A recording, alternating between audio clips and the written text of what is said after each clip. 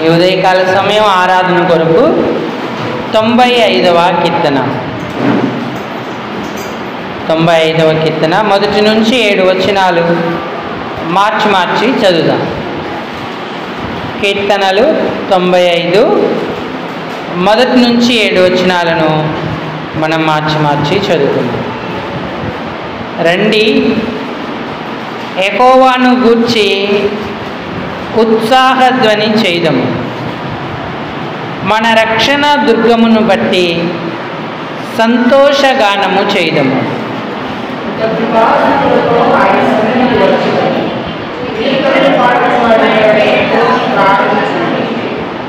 యెహోవా మహాదేవుడు, దేవతలందరికీ పైగా మహాత్మ్యము గల మహారాజు.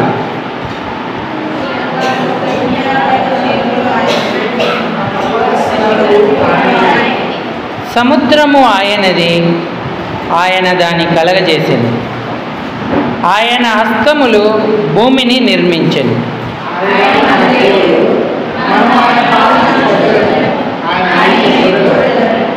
రండి, నమస్కారము చేసి సాగిలాపడదాం.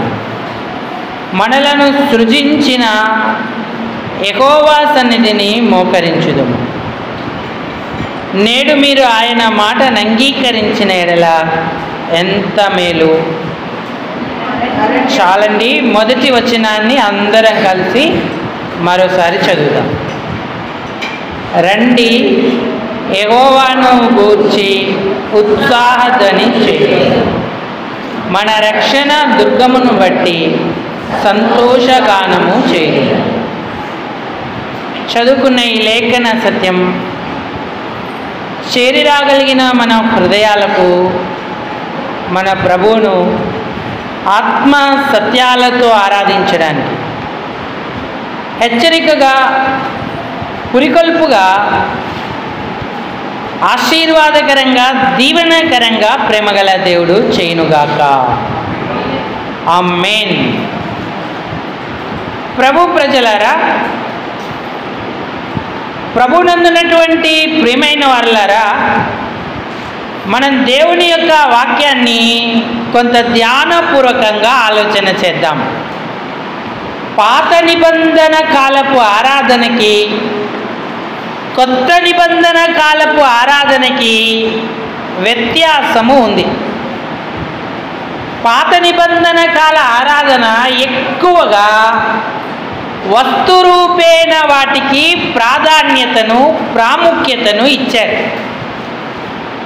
కానీ క్రొత్త నిబంధనపు ఆరాధన వస్తురూపము దాని కంటే కూడా, యేసయ్య ఏమని అడిగాడంటే, దేవుడు ఆత్మ గనుక ఆయనను ఆరాధించువారు ఆత్మతోనూ సత్యముతోనూ ఆరాధింపవలెను అన్నాడు. పాత నిబంధనలో కూడా ఆత్మతో సత్యముతో ఆరాధించేవారు ఉన్నారు. కానీ యేసయ్య ఈ లోకానికి వెలుగుగా వచ్చిన తర్వాత వస్తురూపేణ ఆరాధన రెండవ ప్రాధాన్యత చేకొని ఆత్మసత్యాల ఆరాధన మొదటి ప్రాధాన్యతను అందుకుంది. అందుకే ఆరాధించేవారు అర్హత సంపాదించాలి. ఏంటి అర్హత? సత్యమనే వాక్యము చేత వెలిగింపబడిన ఆత్మ ద్వారానే ప్రభును ఆరాధించాలి. సత్యముని, ఆత్మను వెలిగించకపోతే నీవు ఆత్మసత్యాలతో ప్రభువును ఆరాధించలేవు. సత్యమంటే యేసే, నేనే సత్యము అన్నాడు. సత్యమంటే వాక్యము, నీ వాక్యమే సత్యము అని కీర్తనకాడు అన్నాడు. మరి ఆ సత్యమైన వాక్యము, సత్యమైన యేసు నీ ఆత్మను వెలిగించాడా? నా ఆత్మ ఏమై ఉన్నది? వెలిగి లేదా? ఎప్పుడైతే ఏదేనులో ఆదాము పాపము చేశాడో, ఆదాము ఏదేనులో నుండి వెళ్ళగొట్టబడ్డాడు. తినుదినమున నీవు నిశ్చయముగా చచ్చెదవన్నాడు దేవుడు. ఆదాము బ్రతికే ఉన్నాడు కానీ 1000 సంవత్సరాలు ఇంచుమించు బ్రతికాడు. కానీ అతనిలో ఉన్న ఆత్మదీపం ఆరిపోయింది, దేవునితో ఎడబాటు కలిగింది, జీవించుచున్నాననుకున్నాడు. ఆ పేరు మాత్రమే అతనికి ఉంది. మనందరం కూడా అపరాధాల చేత, పాపాల చేత చచ్చిన స్థితిలో ఉన్నాం. మన ఆత్మ వెలిగింపబడవలసిన స్థితిలో ఉంది. నిజమైన వెలుగు ప్రభువైన యేసుక్రీస్తు వారు ఈ లోకానికి వచ్చి ప్రతి మనుష్యుణ్ణి వెలిగించుచున్నాడు అన్నాడు. ఆ సత్యవాక్యము నిన్ను వెలిగించిందా? నువ్వు పాపి అని గ్రహించావా? పాపము వలన మరణమనే భయంకరమైన నరకాగ్ని, పాపానికి రావలసిన శిక్ష నీ కొరకు ఎదురు చూస్తుందని గుర్తించావా? మనం చీకటిలో తడుములాడుతూ మన అంతరేంద్రియాలన్నీ కూడా అంధకారమయమై ఉంటుండగా ప్రభువు మనల్ని వెలిగించాడు.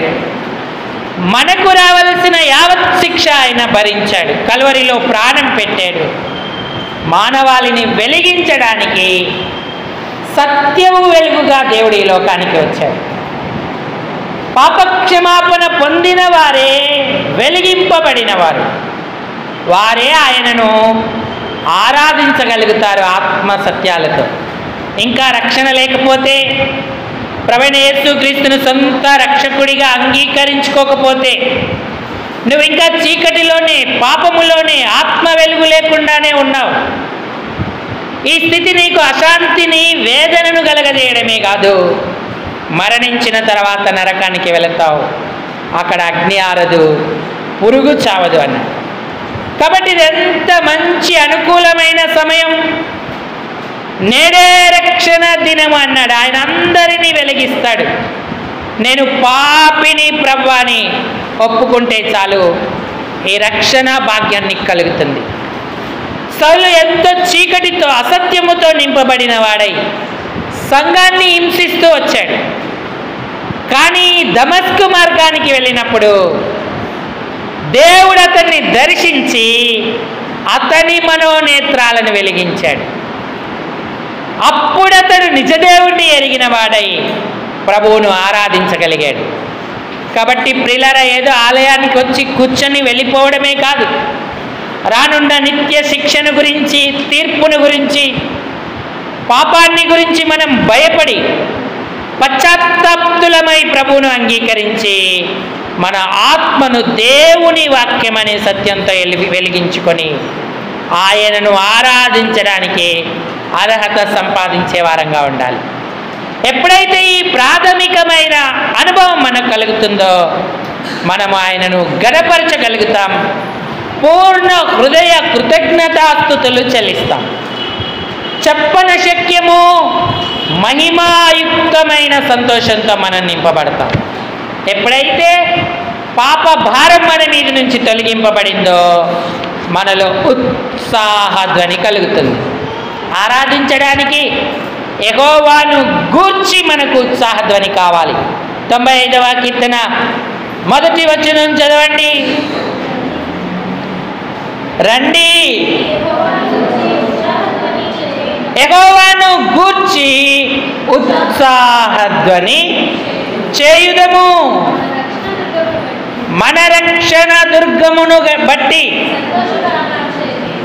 కృతజ్ఞతాస్తుతులతో ఆయన సన్నిధికి వచ్చేదము అన్నాడు. యెహోవాను గూర్చి ఉత్సాహధ్వని మనకుందా? రక్షణ అనుభవం కలిగిన వారందరూ కూడా ఉత్సహిస్తారు. ఉత్సహించు పెదవులతో ఆయన సన్నిధానానికి వస్తూ ఉంటారు.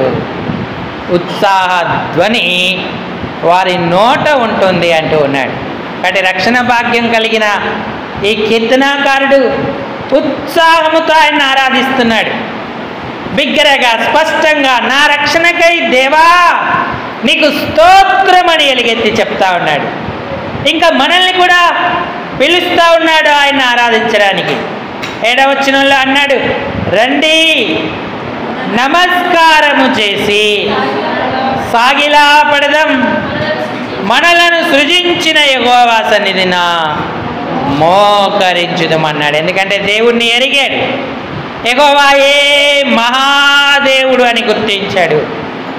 దేవతలందరికీ పైగా ఆయన మహత్యం గల మహారాజుగా ఉన్నాడని ప్రభువును గూర్చి ఉత్సాహధ్వని చేస్తున్నాడు.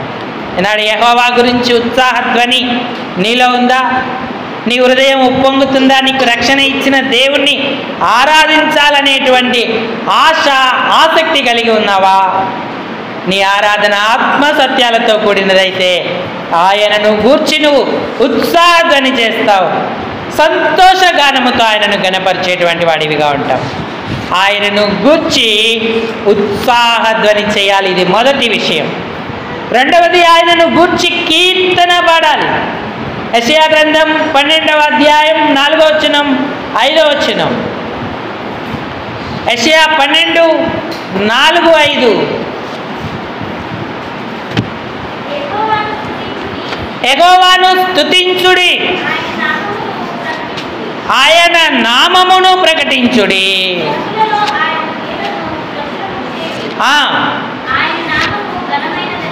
ఆయన నామము ఘనమైనదని.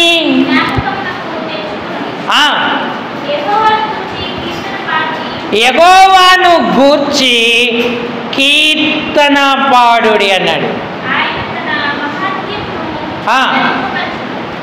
యెహోవాను గూర్చి ఉత్సాహధ్వని చేయుడి అని 95వ కీర్తనలో రాయబడింది. యెహోవాను గూర్చి కీర్తన పాడుడి అని యెషయా 12లో మనకు సెలవిస్తూ ఉన్నాడు. యెహోవాను గూర్చి దినాన నీ నోట కీర్తన ఉందా? ఆయన ఎన్ని కార్యాలు, ఆశ్చర్యక్రియలు, గంభీర క్రియలు మన కొరకు చేశాడు. రక్షణ పొందిన దేవుని బిడ్డలు కీర్తనలతో ఆయనను కొనియాడాలి. ఉత్సాహ ధ్వనితో ఆయనను గూర్చి మనం పాడేటువంటి వారంగా ఉండాలి. ఇంకా యెహోవాను గూర్చి స్తుతిగానము చేయుడి అంటూ ఉన్నాడు. కీర్తన 26లో యెహోవాను గూర్చి వారు స్తుతిగానము చేస్తూ ఉన్నారు. 6వ వచనం చదవండి. ఇప్పుడు నన్ను చుట్టుకొని ఉన్న నా శత్రువుల కంటే. 27వ కీర్తనకు రండి, 6వ వచనం చదవండి.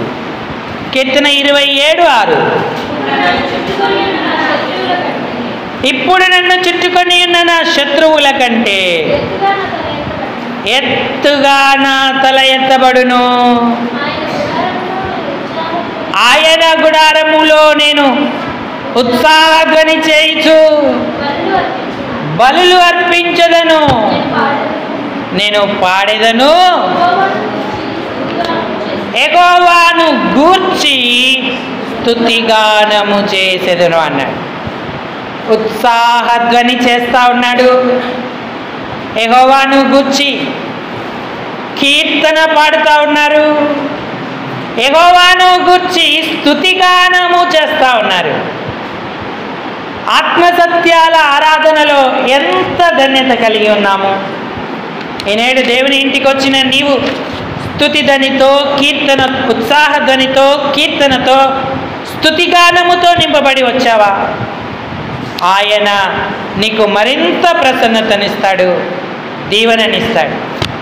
దేవుని ఇంటికి వచ్చిన ఇద్దరు, ఒకరేమో యెహోవాను గూర్చి ఉత్సాహధ్వని చేయలేదు, యెహోవాను గూర్చి కీర్తన పాడలేదు, యెహోవాను గూర్చి వారి నోట స్తుతిగానము లేదు. విచారం, నిరాశ, దుఃఖం, బాధ తప్ప ఆమె జీవితంలో ఇంకా మరేమీ చూడలేకపోయింది. మరొకరేమో ఉత్సాహధ్వని చేస్తూ ఉన్నారు. అంతేకాదు, కీర్తన పాడుతున్నంత సంతోషాన్ని ప్రకటిస్తూ ఉన్నారు. యెహోవాకు స్తుతిగానము చేయాలని ఆత్రపడుతూ ఉన్నారు. బేత్లెహేమునకు వచ్చిన ఇద్దరు వ్యక్తులు, రూతు గ్రంథము 1వ అధ్యాయము 21-22 వచనాలు. 20 నుంచి చదవండి. సర్వశక్తుడు నాకు చాలా దుఃఖము కలగజేసెను. నన్ను నయోమి అనక మారానుడి అన్నారు.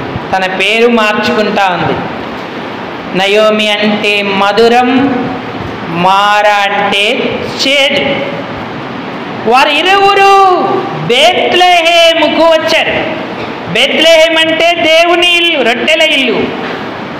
దేవుని ఇంటికి వచ్చిన వీరు ఇద్దరికి కూడా వేరు వేరు అనుభవాలు ఉన్నాయి. నయోమితో రూతు కూడా వచ్చింది. రూతుకేమో ఎంతో ఉత్సాహధ్వని ఉంది. ఎందుకంటే శాపగ్రస్తమైన, భ్రష్టమైన, వ్యర్థమైన మోయాబు దేశాన్ని విడిచిపెట్టి రూతు వచ్చింది. దేవుని ప్రజలతో ఉంటానన్న ఆనందం ఆమెలో ఉంది. కానీ నయోమి వచ్చింది కానీ ఆమె బాధపడతా ఉంది. నాకు సర్వశక్తుడు చాలా దుఃఖము కలగజేశాడంటుంది. 21వ వచనం. నేను సమృద్ధి గలదాననై వెళితిని, యెహోవా నన్ను రిక్తురాలిగా తిరిగి రాజేసెను. మీరు నన్ను మధురమని ఎందుకు పిలుస్తున్నారు? యెహోవా నా మీద విరుద్ధముగా సాక్ష్యము పలికెను. సర్వశక్తుడు నన్ను బాధపరచెనని వారితో చెప్పాను అన్నాడు. కానీ ఋతు ఆరంభములోనే బేత్లెహేము చేరి ఎంత సంతోషం, ఎంత ఉత్సాహం, ఎంత స్తుతిగానం ప్రభుకు చేస్తూ ఉంది. ఆమె జీవితం మారింది, దేవుని బిడల దగ్గరికి వచ్చింది. నయోమి కూడా మంచి ఆధ్యాత్మిక స్థితిలో ఉన్నప్పుడు ఉత్సాహధ్వని చేసింది. కానీ ఇప్పుడు యెహోవాను గూర్చి ఉత్సాహం లేదు, కీర్తన లేదు, స్తుతిగానము లేదు. ఆమె విచారంలో ఉంది. ఋతు గ్రంథం చివరిలో ఆమెకి ఆధిక్యత మరలా లభించింది.